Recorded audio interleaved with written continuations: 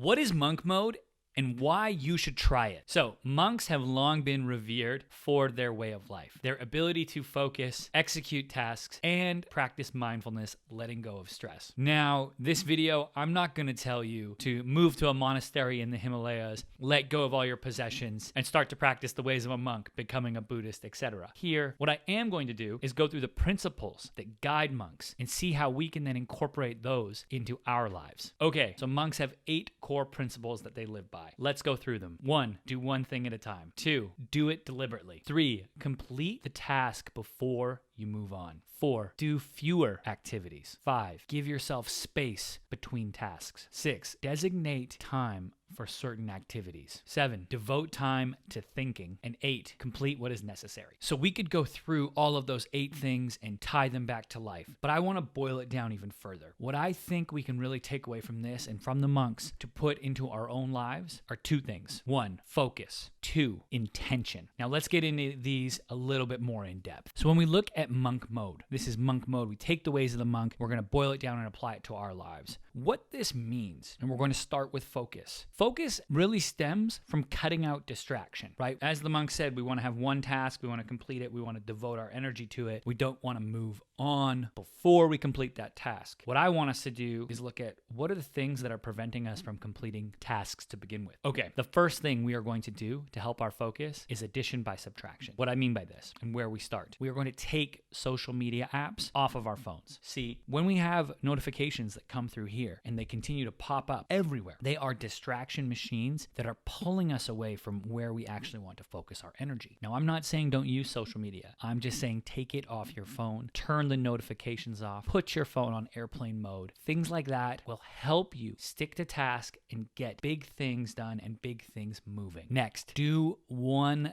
thing at a time. You don't need to be on a treadmill while painting a picture, listening to the latest Andrew Huberman podcast at 3 times speed. Take a beat. Do one thing at one time. Devote your full intention to it. If you want to listen to the Huberman podcast, go sit, listen to the podcast, take notes, learn. Don't cook and be listening to the podcast because you're only going to retain a little bit of information from the podcast and your meal's probably not going to taste as good or your chance of burning food goes up. It's the same thing with working out. Go, be in the workout. If you're writing, be there, be writing, be creating. Don't do it in front of a TV. That focus and doing one thing at one time will allow you to have better output and better results on those individual tasks that you are trying to complete. Next, with focus, this is a life rule I think we can all benefit from. That is get one win before 10 a.m. Now, there's a ton of gurus out there that will say, wake up at 4 a.m., do 17 hours of yoga, read 26 books. I'm not here to tell you that. You don't need to do cold plunges. You don't need to do any of that to live a better life, to go into monk mode. But what you do need is to get one win. That win can be as simple as cleaning the house. That can be cooking your food for the day. That could be reading. That could be getting a quick workout in. Whatever that win is for you, make sure you get it before 10 a.m. Because one of the things that we know about habits is they start to stack on top of each other. If you eat healthy in the morning, you're more likely to eat healthy at lunch. Same goes the other way. If you have a sugary cereal and waffles with syrup in the morning, your likelihood of having an unhealthy lunch goes up, and then dinner, etc. So get that win before 10 a.m. Next, now that we're moving on from focus, I want to talk about intention and setting intention. This means putting thought behind the activities that we are doing. We don't need to freewheel and let the world dictate our day. We have to grab the steering wheel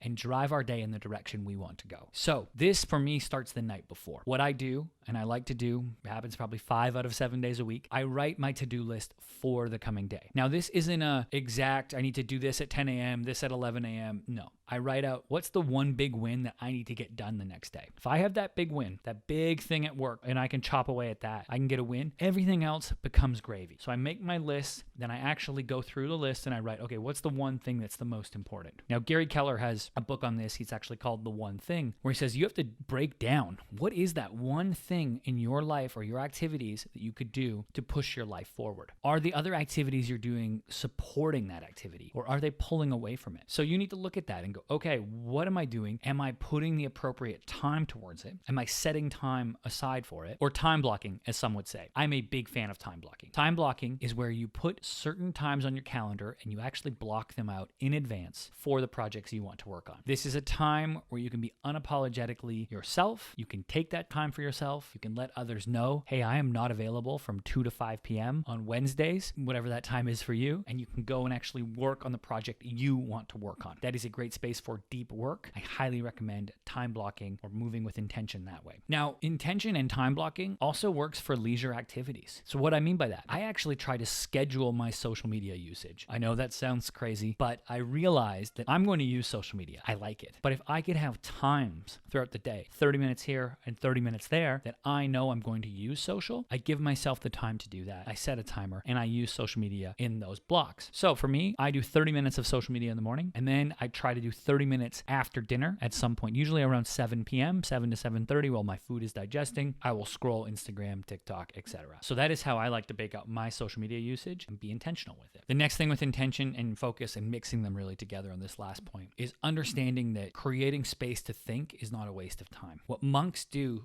better than anyone else, when they take away possessions, they take away distraction, they are freeing up their mind to think, to plan out their next move, to understand where they are in life, where they want to go, what are the activities that they're doing, and how they can contribute to their life and their future self. What I found is giving myself time designated toward thinking and not being mad at myself for not checking something off a to-do list, but truly going in and thinking about my life, my business, the structure, the system that I want to build. It's been some of the most rewarding times, difficult times, and honest times with myself that have helped me grow my business, grow as a person, grow in my relationship, you name it. So embracing that time to think, I recommend doing this at least weekly, setting a time for yourself to think, and it could be an hour, on Saturday morning or Saturday evening, whatever it may be, and really give yourself that space and time to think. Okay, so I know I didn't recommend that we move to the Himalayas and join a monastery, but I think that these tips are helpful and will help you get into monk mode and make that a part of your life moving forward. As always,